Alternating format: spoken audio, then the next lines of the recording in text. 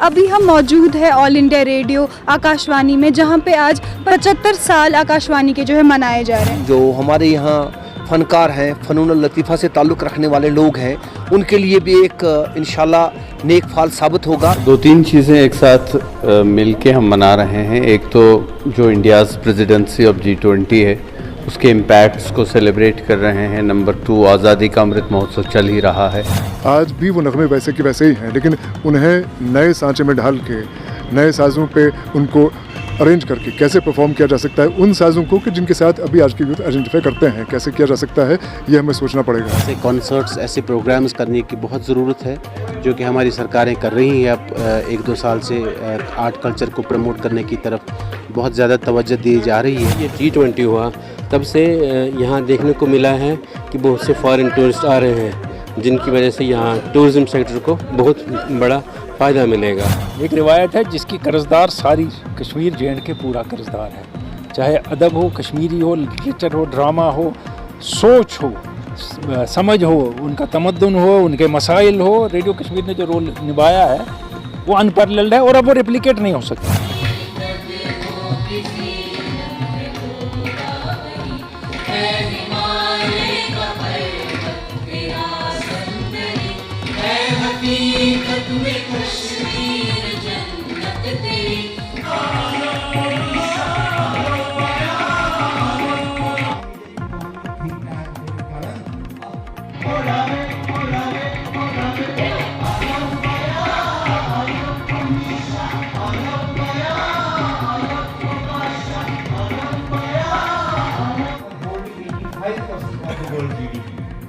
They are holding 2/3 of the world population. और ऐसा माहौल रहा है जिसमें किसी को अगला यानी कोई और समझने की ख्वाहिश नहीं है। पहली बात ये 1961 में जंगी जो कि शहीद की थी, उसके बाद जब फिल्म चले, उन फिल्मों में क्या हुआ कि फिल्मों के जो शो में डायरेक्टर्स हैं उन्होंने गढ़ियाल न्यूज़ में आपका खैर मकदम है। मैं महक यूसुफ आज की रिपोर्ट लेके हाजिर हूँ। अभी हम मौजूद है ऑल इंडिया रेडियो आकाशवाणी में, जहाँ पे आज 75 साल आकाशवाणी के जो है मनाए जा रहे हैं। आज यहाँ पे म्यूज़िक का सेशन था जिसमें सेलिब्रेट किया गया इंडिया के G20 प्रेसिडेंसी का। हमारे साथ परवेज़ मानू सर है, जो एक राइटर है। हम उनसे जानेंगे आज के इवेंट के बारे में और उनकी राय जो है हम कश्मीर के बारे में और आज के प्रोग्राम के बारे में जानने की कोशिश करेंगे। परवेज़ मानूस राइटर हूँ, नावलिस्ट हूँ, शायर हूँ, अदीब हूँ। दरअसल आज जो आकाशवाणी का 75वां साल जो पूरा होने जा रहा है, बचपन से ही मैं इसके साथ जुड़ा हुआ हूँ, रेडियो के साथ, लेकिन सुनने तक। 90 की दहाई से मैंने रेडियो के लिए लिखना शुरू किया, प्रोग्राम्स किए, एज ए कंपेयर काम किया, न्यूज़ रीडर काम किया। और आज बड़ी खुशी हुई कि आज रेडियो के जो 75 साल पूरे होने को आए हैं, तो यहाँ एक फ़ंक्शन जो है मुनक़्क़द किया गया G20 प्रेसिडेंसी के हवाले से। तो एक तो जो आकाशवाणी है, इसका राइटर्स के लिए बहुत बड़ा रोल है, उनको मंजर आम पर लाने के लिए बासलाहित जो भी राइटर हैं, जो भी कलमकार हैं, उनको प्लेटफार्म प्रोवाइड करने में रेडियो का बहुत बड़ा हाथ होता है। जितने भी राइटर जो बाद में बडिंग राइटर बनते हैं, मुझे लगता है कि उसमें रेडियो का बहुत बड़ा हाथ होता है। तो ये था। दूसरा जो G20 के हवाले से जो इम्पैक्ट पड़ रहा है, जहाँ पर जैसे हमारी इंडस्ट्री पर जो यहाँ पर ज़राअत है उस पर, या फिल्म जो सिटी है उस पर, इसी तरीके से जो हमारी यहाँ पर सकाफ़त है उस पर असरात मुरतब हुए, जो सरबराही हिंदुस्तान को मिली इस बार, उससे जो है राइटर जो है उस पर भी बहुत बड़ा असर पड़ा है। क्योंकि यहाँ के जो जितने भी सूफ़ी शायर थे, उनको ट्रांसलेट करके बाहर के लोगों में, बाहर के मुल्कों में भेजा जाए, तो मुझे लगता है वो भी इस चीज़ से उनको भी मालूम पड़ेगा कि हज़ारगर कौन था, जैसे महजूर कौन थे, ललदेद कौन थी, शेखुल आलम कौन थे। उनको जब ये चीज़ें पढ़ने को मिलेंगी तो उनकी जो सोच है वो वसी होगी और कश्मीर के हवाले से।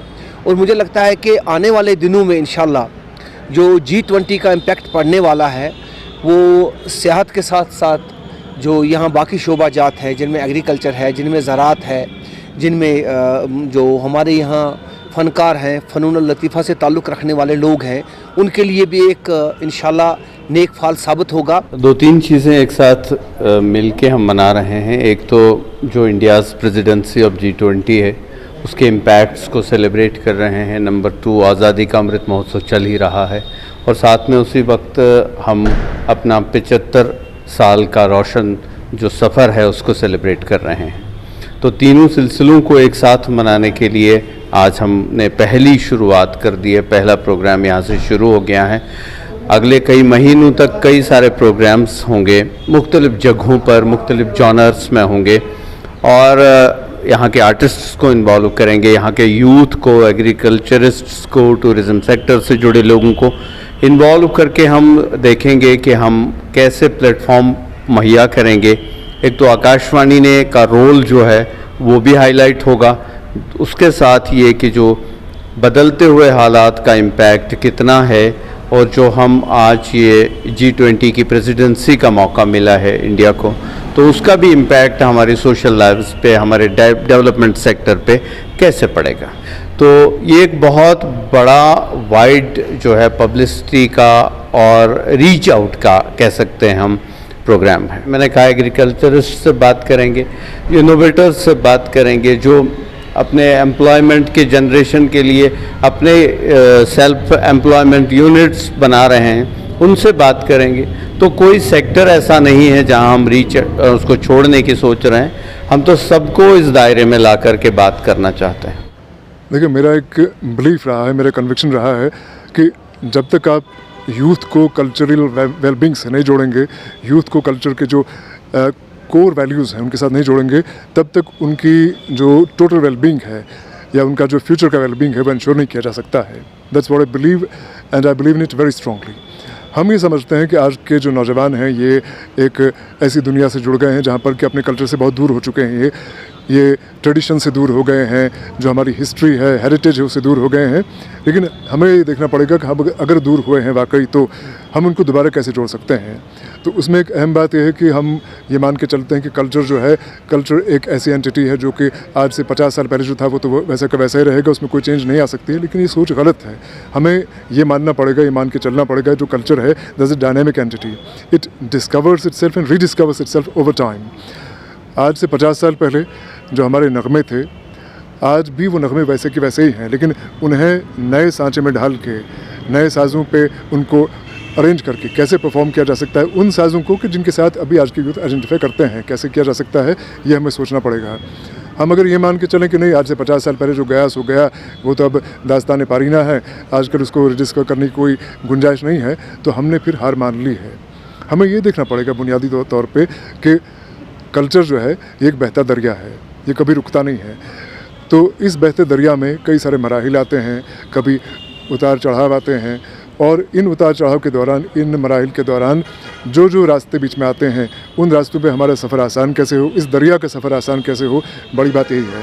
तो मैं समझता हूँ कि जो इस तरह के इवेंट्स हैं जो हमने आज ऑर्गेनाइज यहाँ किया था ऑल इंडिया रेडियो में, आकाशवाणी में, इसका एक मकसद तो ये था कि जो इंडिया की G20 प्रेसिडेंसी है, जो एक बहुत बड़ी अचीवमेंट है इंडिया के लिए एज ए कंट्री, और जो आज़ादी का अमृत महोत्सव है जो पूरे मुल्क मनाया जा रहा है, अब तो अमृतकाल शुरू हो चुका है जो 25 साल चलेगा वो, और इन पर्टिकुलर इन स्पेसिफिक टर्म्स जो हमारे स्टेशन का जो एक प्लैटिनम जुबली है जो चंद रोज़ में बनाई जाने वाली है, ये 3 कॉन्टेक्स्ट हैं, 3 वाइटल कॉन्टेक्स्ट हैं जिनके तनाजुर में इस दिन को मनाया गया आज यहाँ पे। देखिए, मैंने अभी भी कहा कि हम बहुत बरस हमने तकलीफ़ में गुजारे हैं। ऐसी एक्टिविटीज़, ऐसे कॉन्सर्ट्स, ऐसे प्रोग्राम्स करने की बहुत ज़रूरत है जो कि हमारी सरकारें कर रही हैं। अब 1-2 साल से आर्ट कल्चर को प्रमोट करने की तरफ बहुत ज़्यादा तवज्जो दी जा रही है। तो ऐसे कंसर्ट्स का इम्पैक्ट एक राहत की तरह होता है, सुकून मिलता है सुनने वालों को, देखने वालों को। तो ऐसे कंसर्ट्स खासकर नए बच्चों को सामने लाना, उसके साथ साथ जो हमारे लेजेंडरी आर्टिस्ट हैं उनको प्लेटफॉर्म करना, उनके कंट्रीब्यूशन को एक्नॉलेज करना बहुत ज़रूरी है। और revival of cultural activities in Kashmir is very necessary, important. इसी आर्ट कल्चर के ज़रिए अमन, भाईचारे का पैगाम फैलाया जा सकता है। टूरिज़्म की यहाँ की रीढ़ की हैसियत रखती है। उसमें हमारे शॉल वाले, कारपेट वाले जो शाल को रंगाते हैं वो है, उसके साथ टैक्सी वाले, घोड़े वाले, जो टूरिज़्म सेक्टर है, उन सब पे बहुत बड़ा असर पड़ेगा। क्योंकि जब लोकल तो आर्टिस्ट, लोकल ये टूरिज़्म तो है ही इधर, लेकिन जब से ये G20 हुआ तब से यहाँ देखने को मिला है कि बहुत से फॉरेन टूरिस्ट आ रहे हैं, जिनकी वजह से यहाँ टूरिज़्म सेक्टर को बहुत बड़ा फ़ायदा मिलेगा। और उसके साथ साथ ये जो प्रोग्राम्स हो रहे हैं तो मुझे लगता है कि जो बाहर के फ़नकार हैं उनको यहाँ आने का बहुत मिला है। उस सिलसिले में बहुत सी गड़ियाँ हुई हैं, जो अभी वितस्ता फेस्टिवल हुआ है उसमें भी बहुत से फ़नकार आए थे, 3 दिन का फेस्टिवल वो भी था। अभी इंशाल्लाह यहाँ पर ये सिलसिला रोज़ बरोज़ जारी रहेगा।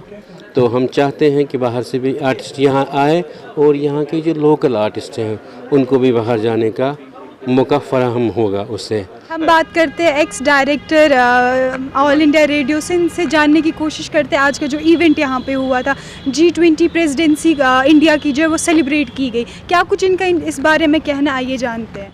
एक रिवायत है जिसकी कर्जदार सारी कश्मीर J&K पूरा कर्जदार है, चाहे अदब हो, कश्मीरी हो, लिटरेचर हो, ड्रामा हो, सोच हो, समझ हो, उनका तमद्दुन हो, उनके मसाइल हो। रेडियो कश्मीर ने जो रोल निभाया है वो अनपैरेलल्ड है और अब वो रेप्लिकेट नहीं हो सकता। आज के रेडियो नहीं कर सकते क्योंकि आज वो गाना बजाने वाला मामला है, हमारा मामला था पब्लिक का मामला। और उधर से 75 साल आज़ादी के भी हो रहे हैं, उससे G20 भी जुड़ा हुआ है वहाँ से। तो सारी तीनों चीज़ें इकट्ठे आ गई, ये खुशी की बात है। लेकिन अगर कोई नई जनरेशन में कहता नहीं रेडियो कश्मीर कहाँ, कौन, वगैरह वगैरह, तो वो गलतफहमी का शिकार है। उसका इल्म कम है, रेडियो कश्मीर की रीच और इसका जो इसने हुनर दिखाया है वो कम नहीं है।